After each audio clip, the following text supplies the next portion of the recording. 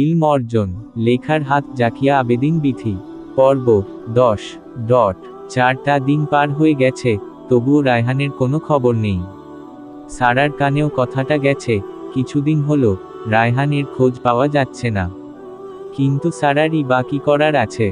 সারা তো এর জন্য দায়ী নয়। যাকে কখনো বন্ধু ছাড়া ভিন্ন চোখে দেখেনি, ছোট্টবেলা থেকে যে শুধুই বন্ধু ছিল, সে হুটহাট এমন তাজ্জব কথা বললে রিয়েকশন তো এমনই হবে, তাই না? সারা নিজেকে দোষ দিতে পারছে না ঠিকই, তবে একটু হলেও চিন্তা হচ্ছে। বেচারা বেশ কয়েকদিন ভার্সিটিতে আসেনি শুনে একরকম অস্থিরতাই কাজ করছে। এদিকে দুদিন পর আয়েশার বিয়ে। রায়হান তো নিশ্চয় সব জানে, তবুও কেন এমন করছে? না, আর ভাল লাগছে না। আমি একবার কল দিয়ে দেখি কোনো রেসপন্স পাই কিনা। এভাবে এত চিন্তা করতে আর ভালো লাগছে না। সারা পরপর দুবার ফোন দিল, কিন্তু বারবার ফোন বন্ধই পাচ্ছে। কি যে হলো? আচ্ছা দেখি তো আন্টির নাম্বারটা আছে কিনা ভালো মায়ের কাছে। সারা বলল, ভালো মা? ভালো মা? কোথায় তুমি? রেহেনা বলল, আসছি। হ্যাঁ বল কি হয়েছে? শরীর খারাপ লাগছে না তো? সারা বলল, আরে না, আমি এখন একদম সুস্থ আছি, আলহামদুলিল্লাহ। শোনো, তোমার কাছে রায়হানের মায়ের ফোন নাম্বার আছে? থাকলে দাও তো, রায়হানকে ফোনে পাচ্ছি না। রেহেনা বলল, নাম্বার তো ছিল বোধহয়। দেখ পুচকু ডাকছে, এই নে, আমার ফোন থেকে খুঁজে দেখ পাস কি না। আমি পুচকুর কাছে যাই। সারা কন্ট্যাক্টে যেই রামিসা ভাবি দিয়ে সেভ করা নাম্বারটা পেয়ে গেল। আর কিছু না ভেবে সরাসরি আন্টিকেই কল দেওয়া দরকার।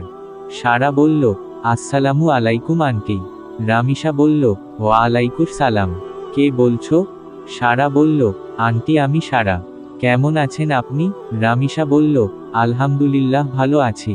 তোমার শরীর কেমন মামুনি? সারা বলল, জি আলহামদুলিল্লাহ আন্টি ভালো। আন্টি কোথায় আপনি? রামিসা বলল, মামুনি, আমি তো বোনের বাসায় এসেছি। কেন মা? সারা বলল, রায়হান ও কি গেছে আপনার সাথে? রামিসা বলল, হ্যাঁ এসেছে। ও রায়হানকে ফোনে পাওনি? আচ্ছা ধরো, আমি রায়হানকে ডেকে দিচ্ছি। সারা বলল, জি আন্টি। রামিসা বলল, রায়হান মিষ্টি, ধর তো মা ফোনটা, রায়হানকে নিয়ে গিয়ে দে তো। সারা ফোন দিয়েছে। মিষ্টি বলল, সারা আপু, আচ্ছা দিচ্ছি মা। সারা ফোনের অপাশ থেকে কথাগুলো মনোযোগ দিয়েই শুনছিল। হঠাৎ মিষ্টি আন্টিকে মা বলে ডাকাতে সারা একটু চমকে উঠল। খালাম্নিকে মা বলছে কেন? মিষ্টি তো আন্টিকে মামুনি বলে ডাকত। মিষ্টি নিজের ঘরে যেয়ে রায়হানকে ফোনটা বাড়িয়ে দিয়ে বলল। মিষ্টি বলল, এই নাও, তোমার ফ্রেন্ড ফোন করেছে। কতবার বললাম তোমার ফোনটা অন করো, কেন যে এত জেদ করো? ধরো কথা বলো। রায়হান বেশ অবাক হয়ে গেছে। মিষ্টির ফোনে কে কল দিয়ে আমাকে চাইবে? আজব। রায়হান বলল, কে কল দিয়েছে? মিষ্টি বলল, সারা আপু। রায়হান বলল, ঠিক আছে, তুমি রেডি? যাও দেখো মা রেডি হয়েছে কি না। অনেক বেলা হয়ে গেছে, যেতে হবে তো। মিষ্টি বলল, আমি রেডি, আমি মাকে যেয়ে বলছি। রায়হান বলল, আসসালামু আলাইকুম। সারা বলল, ওয়ালাইকুস সালাম। তোর ফোন অফ কেন? রায়হান বলল, একটা বিশেষ কারণেই অফ রেখেছিলাম। সারা বলল, কি সেই বিশেষ কারণ? রায়হান বলল, একটা সিদ্ধান্ত নিতে। সারা বলল, মানে আমি কিছু বুঝতে পারছি না, ক্লিয়ার করে বল। রায়হান বলল, আচ্ছা, নিউজটা তোকেই প্রথমে দিই তাহলে। সারা বলল, নিউজ? কিসের নিউজ? রায়হান বলল, গতকাল আমি বিয়ে করেছি মিষ্টিকে। সারা বলল, what, are you serious? Raihan বলল, yes I am serious. Sara বলল, হঠাৎ এমন সিদ্ধান্ত নিলি কেন? রায়হান বলল, তোকে সেদিন বলেছিলাম আমার জন্য বিয়ে করাটা খুব প্রয়োজন। এখন নিশ্চয় জানতে চাইবি কি এমন প্রয়োজন ছিল যে এত তাড়াতাড়ি হুট করে বিয়ে করতে হবে? আসলে আমি দিনের পথে নতুন।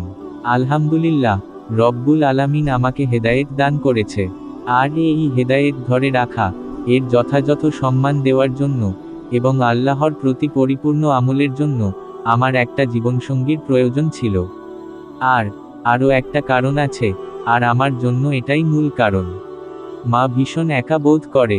আমাকে অনেকদিন হলো বলছে যেন বিয়ে করি, কিন্তু আমার জন্য এটা ভীষণ কঠিন হয়ে যাচ্ছিল। এত তাড়াতাড়ি বিয়ে, সবাই কি বলবে, এটাই বেশি ভাবাচ্ছিল। কিন্তু মায়ের মন খারাপ করে থাকাটাও খুব ভাবাচ্ছিল। তাই অনেক ভেবেই সিদ্ধান্ত নিয়েছিলাম বিয়ে করব। তাই তোকে। সারা বলল, আমাকেই কেন বলেছিলি? রায়হান বলল, এটার কারণ একটাই, তুইই আমার প্রথম ভালো লাগা। যদি ভালো লাগা বলে কিছু অনুভব করি, সেটা তোর প্রতি প্রথম অনুভব হয়েছিল। তাই তোকেই বলেছিলাম, এখানে অন্য কোনো কিছু ছিল না। আমি জানি তুই না করবি, তবুও বলেছিলাম। যাই হোক, বাদ দে। সারা বলল, আলহামদুলিল্লাহ, মিষ্টি অনেক ভালো মেয়ে, কিন্তু কাউকে না জানিয়ে ফোন অফ রেখে এটার কারণ কি? রায়হান বলল, আসলে খুব ইতস্তত লাগছিল, কাকে কি বলবো, কে কি রিয়েকশন করবে, ভেবেই কেমন জানি অস্থির লাগছিল। তাই অফ রেখে আগে সিদ্ধান্ত নিলাম যে কি করা উচিত। সারা বলল, ঠিক আছে, ফিরবি কবে? আর একা না হয় বিয়ে করলি, কিন্তু ট্রিটও কি দিবি না? রায়হান বলল, দিব ইনশা আল্লাহ। মিষ্টি বেশ ভালো রান্না করে, সবাইকে বাসায় দাওয়াত করব একদিন। শুক্রবার দাওয়াত করলে কেমন হয় বলতো? সারা বলক, ধুর, শুক্রবার তো আয়েশার বিয়ে। মেয়েটা তোকে বেশ কবার ফোন দিয়েছিল, হাসিব ভাইয়া নাকি তোকে ফোনে পায়নি তাই। রায়হান বলল, ওহ হ্যাঁ, আচ্ছা আমি ফোন অন করি, তাহলে তুই কাইকে কিছু বলিস না, আমি আয়েশার বিয়েতেই সবাইকে জানাবো ইনশা আল্লাহ। সারা বলল, ওকে বাই। রায়হান বলল, আল্লাহ হাফেজ, আসসালামু আলাইকুম। সারা বলল, ওয়ালাইকুস সালাম। মুস্তাকিন কিছুদিন নিজেকে ব্যস্ত রেখেছে তার নিজস্ব জগতে, হয়তো আর কিছুদিন পর তার জীবনে আরও একজন আসবে, তখন সে চাইলেও নিজেকে সেখান থেকে আড়াল করতে পারবে না। দায়িত্ববোধ, অধিকারবোধ, একটা বন্ধন তৈরি হবে সেখানে। তখন আর নিজস্ব ব্যক্তিগত জগৎ বলতে কিছু থাকবে না, নিজের জীবনের সাথে জুড়ে যাবে নতুন আরও একজনের জীবন। অপরদিকে মুস্তাকিনের মা নিজেকে ব্যস্ত করে ফেলেছে ছেলের জন্য বউ খুঁজতে। আত্মীয় স্বজন পরিচিত সবাইকেই বলছে যেন ছেলের জন্য একটা লক্ষ্মী মতো বউ খোঁজে। এর মাঝে হাসিবও আছে। হাসিব মাকে আশ্বাস দিয়েছে তার বিয়েতে গেলে হাসিবের বউয়ের সাথে সাথে ছেলের বউও দেখতে পাবে। কে জানে কাকে জোটাবে বন্ধুর জন্য। মুস্তাকিন বেশ চিন্তিত, কিছুদিন হলো ওর ভীষণ ভয় হচ্ছে, কে জানে কে আসবে তার জীবনে, কেমন হবে সে, পারবে তো তার সাথে মানিয়ে নিতে। যদিও মহান রব্বুল আলামিনের উপর সম্পূর্ণ ভরসা রয়েছে, তিনি যা করবেন ভালোই করবেন, তবু এই ভয়টা সঙ্গ ছাড়ছে না। হাসিব আজ সবার আগেই নামাজে এসেছে। রায়হান হাসিবকে কল দিয়ে বলেছে আজ সেও আসবে দেখা করতে। মুস্তাকিন বেশ আগ্রহ নিয়ে হাসিবের কাছাকাছি এসে জিজ্ঞেস করল, কিরে কই রায়হান? হাসিব বলল, চলে আসবে এক্ষুনি, ওয়েট কর একটু। মুস্তাকিন বলল, আরে ওই তো এসেছে। রায়হান বলল, আসসালামু আলাইকুম স্যার। মুস্তাকিন বলল, ওয়ালাইকুমুসসালাম ওয়া রহমাতুল্লাহি ওয়া বারকাতুহ। কি অবস্থা তোমার? হঠাৎ ব্যাপারটা হয়ে গেছিলে কেন? রায়হান বলল, আসলে স্যার, না মানে। হাসিব বলল, আচ্ছা বাদ দে তো, নামাজ আদায়ের পর তারপর সব শোনা যাবে, হয়তো খুশির কোনো সংবাদই শুনব, তাই না রায়হান? রায়হান বলল, আয়েশা কিছু বলেছে ভাইয়া? হাসিব বলল, হ্যাঁ, ও কিছুক্ষণ আগেই ফোন করে জানালো। মুস্তাকিন বলল, আমাকে কি কেউ কিছু বলবে? কি এত হেয়ালি করছো রায়হান? রায়হান বলল, আচ্ছা স্যার, নামাজ আদায় করেই বলি, চলুন নামাজ পড়ি।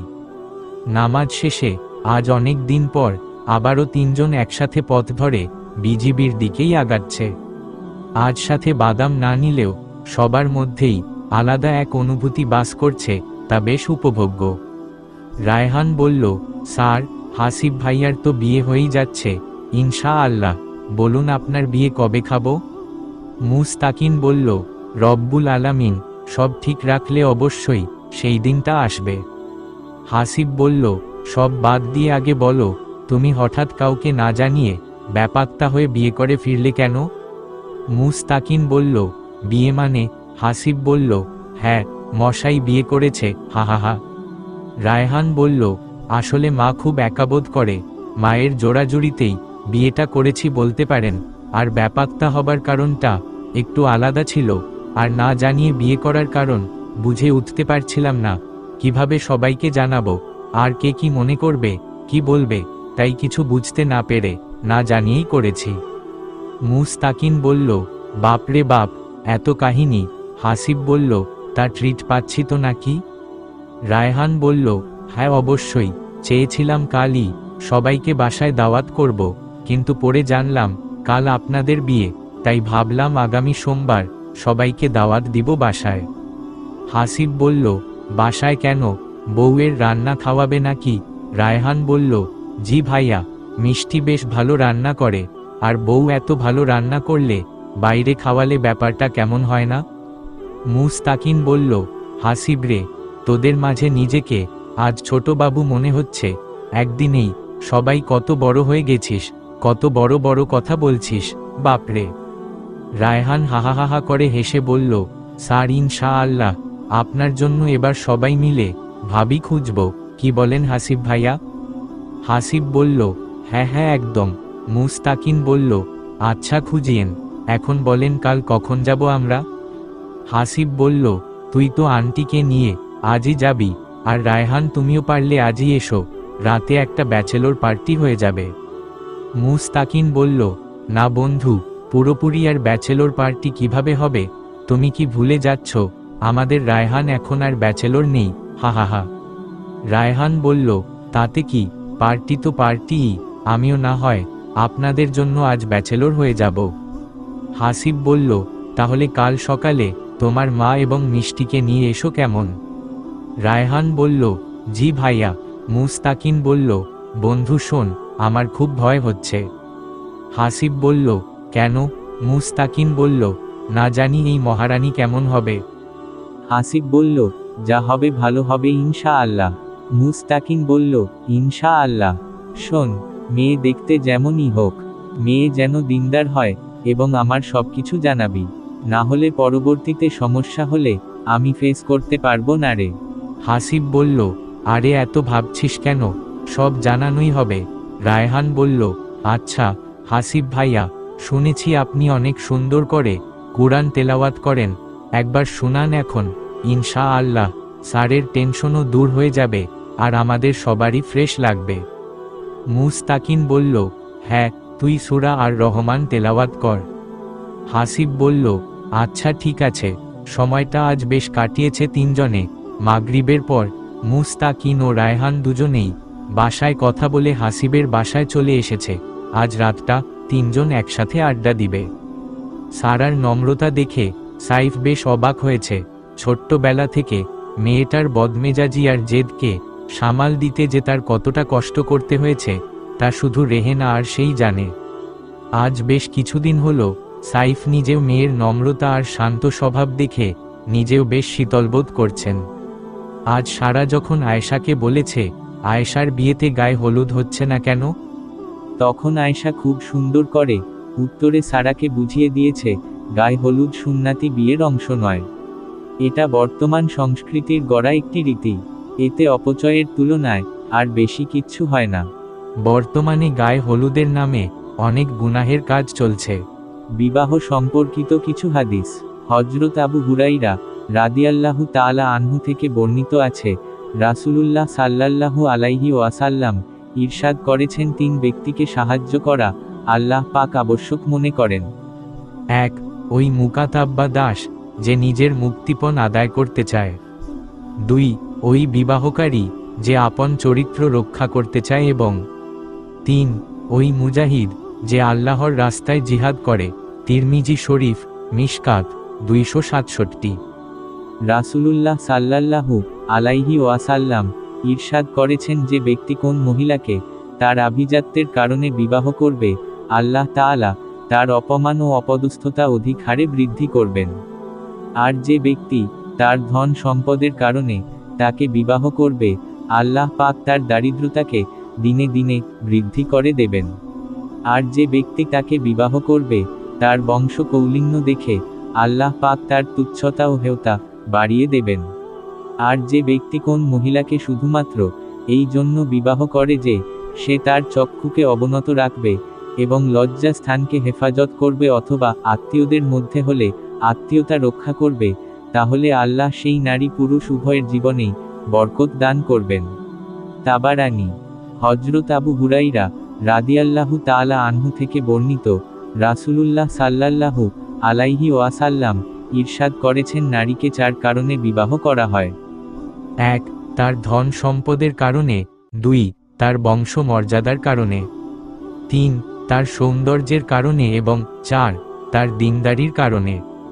সুতরাং তুমি দিনদার বিবি লাভ করে কামিয়াব হও, তোমাদের হস্তদ্বয় ধ্বংস হোক, অর্থাৎ তুমি ধ্বংস হও যদি দিনদার ব্যতীত অন্য নারী চাও। বুখারী মুসলিম মিশকাত 267।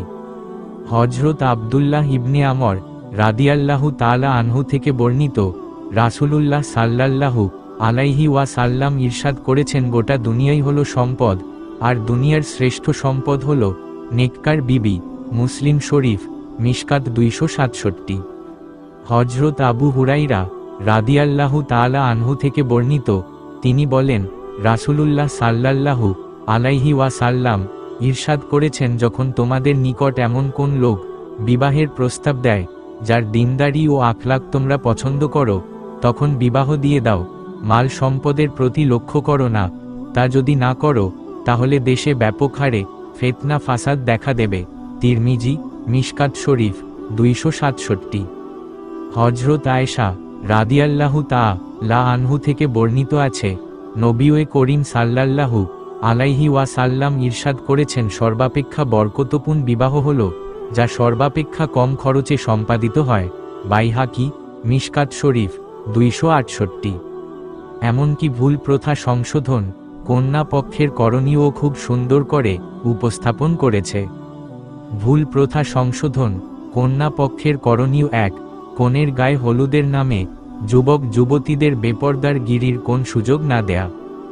2. বর যাত্রী আগমনের আবেদন না করা। 3. ছেলের জন্য যৌতুক উপঢৌকন প্রেরণ না করা, প্রেরণ করাকে অপছন্দ করা। 4. নির্ধারিত স্থানে প্রকাশ্যে কনের পোশাক পরিবর্তন না করা। 5. এলাকাবাসীদের জন্য খাওয়া দাওয়ার ব্যবস্থা না করা। 6. বিবাহের সাজ সরঞ্জাম অলঙ্কারাদি প্রকাশ্যে অন্যদেরকে না দেখানো। 7. বিবাহের পরে অপ্রয়োজনে বরকে শরবত পান করানোর প্রথা পালন না করা। 8. খেদমতের প্রতিদানের নামে ছেলে পক্ষের লোকদের নিকট থেকে কর্মচারী এবং খাদেমদের জন্য পুরস্কার দাবি না করা। 9. গায়ের মাহরাম মহিলাদের বরের সামনে কখনো না আসা। 10. সালামি গ্রহণ না করা এবং এটাকে জরুরি মনে না করা। 11. নাম যশের জন্য বিভিন্ন প্রথা পালন না করা, যেমন লাইটিং করা, গেট সাজানো, গান বাজনার আসর জমানো। 12. ব্যস্ততার কারণে ফরজ ওয়াজিব ইত্যাদি বিষয়ে উদাসীন না থাকা। এ সম্পর্কে আরও বিস্তারিত জানতে হলে হযরত থানবী রহিমাহুল্লাহের রচিত ইসলাহুর রুসুম নামক কিতাব দ্রষ্টব্য। এবং বিবাহের ফজিলত মহান রাব্বুল আলামিন সৃষ্টি জগতের সকল কিছুকে জোড়ায় জোড়ায় সৃষ্টি করেছেন। সৃষ্টির শ্রেষ্ঠ জীব হিসেবে তিনি মানবজাতিকে তৈরি করেছেন, তাদেরকে নারী ও পুরুষ এই 2 শ্রেণীতে বিভক্ত করেছেন। সৃষ্টিগতভাবেই এক শ্রেণী আরেক শ্রেণীর প্রতি আকৃষ্ট হয়ে থাকে। সুশৃঙ্খল সমাজ গঠনের লক্ষ্যে এই বিপরীতমুখী 2 শ্রেণীর পারস্পরিক সমন্বয় সাধন প্রক্রিয়া হিসেবে তিনি শরিয়াতে বিবাহ নামক বন্ধন ব্যবস্থার আদেশ দিয়েছেন। বিবাহ এমন একটি গুরুত্বপূর্ণ ইবাদত যে এত সম্পর্কে রাসূলুল্লাহ সাল্লাল্লাহু আলাইহি ওয়াসাল্লাম ইরশাদ করেছেন, বান্দা যখন বিবাহ করল তখন তার দিনদারি অর্ধেক পূর্ণ হয়ে গেলে অবশিষ্ট অর্ধেকের ব্যাপারে সে যেন আল্লাহকে ভয় করতে থাকে। মিশকাত শরীফ 267। মানুষের অধিকাংশ গুনাহ 2টি কারণে সংঘটিত হয়। একটি হয় তার লজ্জাস্থানের চাহিদা পূরণের কারণে, আর অন্যটি হয় পেটের চাহিদা পূরণের কারণে। বিবাহের কারণে মানুষ প্রথমটি থেকে হেফাজতের রাস্তা পেয়ে যায়, সুতরাং তাকে কেবল রিকের ব্যাপারে চিন্তান্বিত থাকতে হয়, যাতে করে সে হারাম থেকে বেঁচে থাকতে পারে। একজন লোক খুব বড় আবেদ, তাহাজ্জুদ, 400 আওয়াবিন ইত্যাদি নফল নামাজ খুব পড়ে, কিন্তু সংসারের সাথে তার কোন সংস্রব নেই, আরেকজন লোক ফরজ, ওয়াজিব, সুন্নাতে মুয়াক্কাদা আদায় করে এবং বিবি বাচ্চার হক আদায় তৎপর থাকে, ফলে তার বেশি বেশি নফল পড়ার কোন সময় হয় না।